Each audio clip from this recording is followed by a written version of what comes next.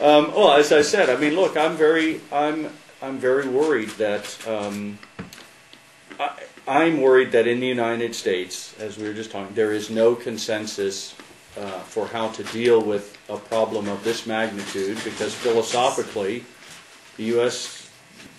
doesn't believe in the government having to intervene aggressively into the financial marketplace, and so I fear that that 3 months from now we're still not going to have a definitive strategy for fixing this problem in the banks.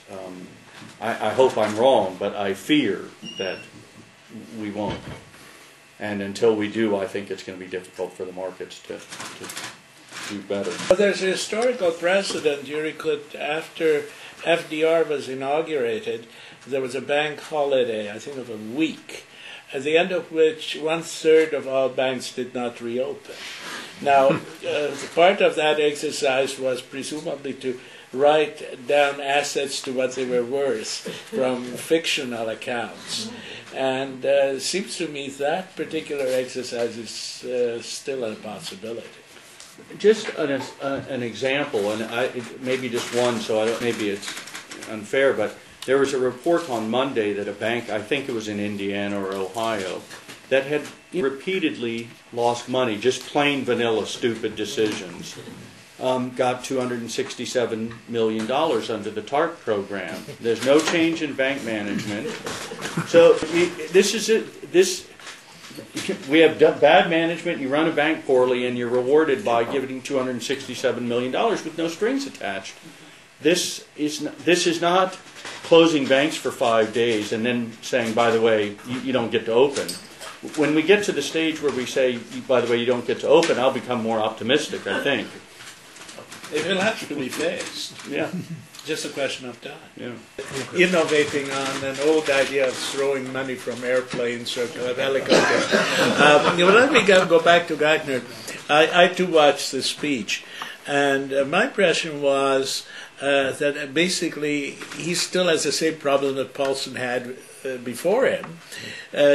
He does not know how to approach this, but I think one can narrow down what it is that he does not know. There are these banks in large numbers which have assets on their balance sheet where the value on the balance sheet no way approximates the market value.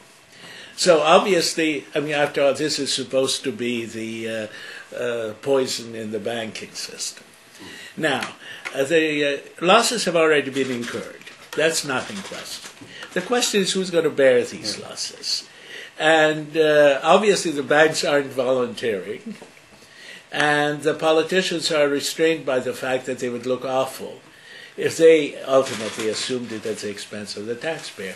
And that particular issue remains unresolved. Now, there are some clever folks who have dreamt up automatic formulas, but all of these involve auction of these papers, and essentially would force most of the losses onto the banks. Many of these banks will probably be out of business if that happens. And I don't think Mr. Geithner really wants to face that one either. So the politicians are confident with still have corruption. Absolutely, but the problem with that is that's the reality. That's the reality we must face. And the problem with Mr. Geithner's speech is he stood up there and said, we're not really ready to face reality yet. And that's the impression I got. We're not ready to face reality. If I'm an American taxpayer, this aversion to bank nationalization or whatever, I can sort of understand. On the other hand, I don't think you can sell to the American people the following deal, that we're going to try and come up with some proposal whereby the taxpayer's on the hook for any downside and private investors are going to benefit from the upside. And that's what they're trying to do. And I don't think they're going to get away with that.